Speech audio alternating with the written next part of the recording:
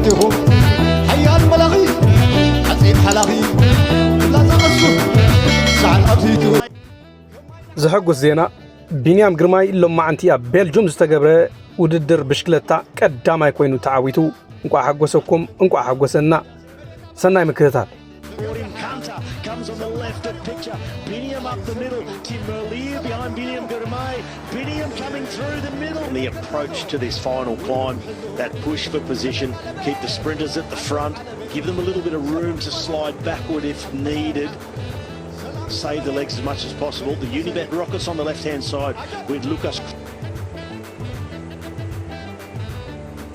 And Decathlon now we see coming through the middle with NSN as well, with Nylands there. He's doing a good job bringing them over, but here is the right turn now coming in. There we go. Yep, it's narrow indeed. So it's going to be 600-700 meters to the top of this. The steepest ramp is around 11%, and at the top you're going to take a right. There we go, 700 meters. Dongle strat, 34 meters altitude gain, and 9% is the steepest gradient. You see the Rockets have hit that first, so that's good for them, and they're certainly not slowing down at the moment. Decathlon are in the mix there just behind, and when we do take a right at the top it's going to be headwind, I think, so there is still some time for teams to get organised, but at the moment teams are a little bit separated, as you would expect when they've gone into that narrow road there. Yeah, and it is a headwind blowing around 13-14 kilometres an hour, and they are straight into them, hitting them right in the face as the back door is open in the peloton. Riders being jettisoned. Jasper de Burst, one of those. You just see that breeze blowing through the grass there as well. So it's a fresh breeze. Almost at the top now for Rune Herahots.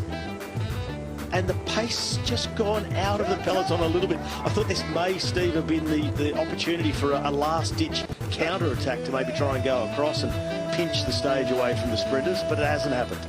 Yeah, no, I was expecting something maybe from the likes of Trek or something. I was expecting a move, but I think the problem was getting into the climb. It's tricky to get into that climb to be able to try one of those moves, and we see peloton now, they've got Herahots firmly in sight.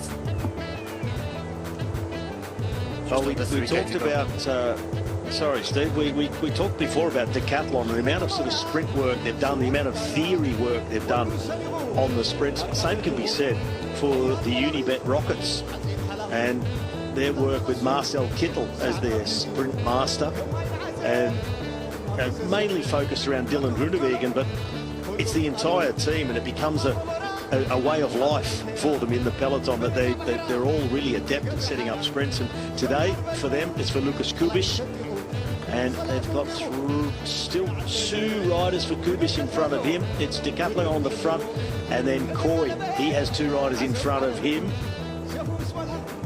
To the right there we could just see NSN, they look pretty together as well, like Jake Stewart looking after Germay.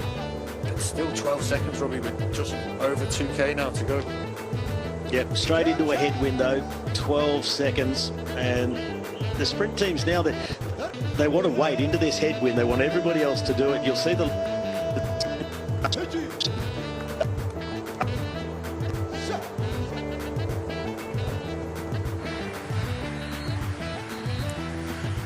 Yeah, you were talking earlier, Robbie, about what you would do in this situation, and you were talking about it's about timing, it's about momentum, it's about just holding position and making sure that you're together with your team, and once you get within range, opening the gas. And we see all these teams are doing that. Astana we see now on the right, and they'll be going for Canter. On the left is Uno X, in the middle you've got Decathlon, and it looks like Tom Crabber there in the middle with the yellow and blue jersey, and NSN are doing a good job. They've still got three riders in front of Girmay as the kilometer flag comes into sight now for Hooligans.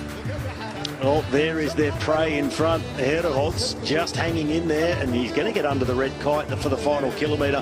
Right of screen in the background, Uno X Mobility. Left is XDS Astana for Max Canter. Up through the middle now for Biniam come NSN. Still no sign of Alpecin Premier Tech for Jasper Philipsen. Also not of Soudal Quickstep for Timberleer. Right in the middle was the team.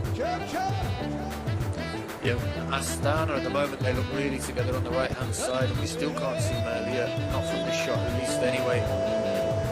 Heregots, it's going to be a close one indeed. It's a little bit chaotic there behind. We see Picnic Post in the middle. Still NSN, they've moved to the middle of the road now with Girmay. Astana on the right with two riders still in front of Max Kanter. And now come Alpecin, it looks like on the left-hand side. Alpecin are making a late charge for this, and Heregots, is he going to make it? Well, maybe they're going to come too late. Heregots is hanging in there. The lead-out trains come now. XDS Astana for Max Kanter. Biniam being brought forward. The rush starts from behind, and they're going to swamp him. Heregots is going to get caught. The sprint now opening up. He does everything. It's too late. They've caught him. Kanter comes on the left of picture. Biniam up the middle. Tim Merlier behind Biniam Girmay. Biniam coming through the middle, and it's Biniam who wins. Tim Merlier disgusted with himself. Oh, what a stage. What a stage. 46k an hour is what the average speed was, and what a fantastic win there. NSN, they were together, they waited, and Girmay just popped out, and what a job they did there, and how fast was Girmay in the final.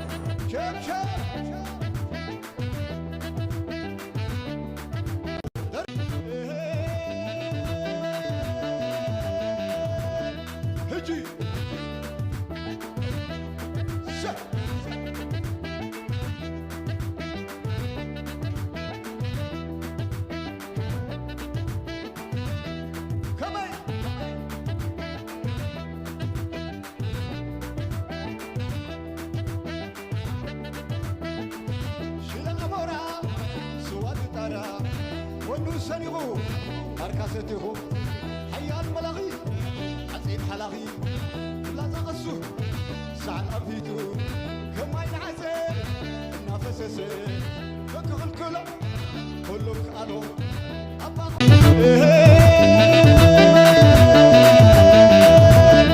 هجي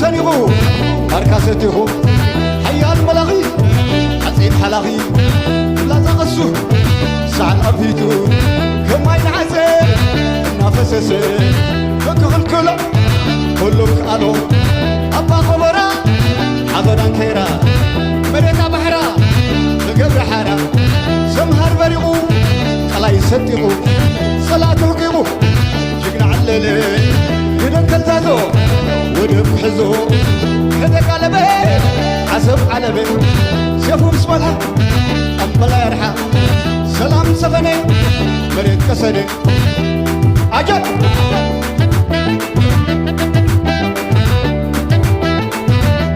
شاب شاب شير لايك سبسكرايب مقبارا يترسعو ثانك يو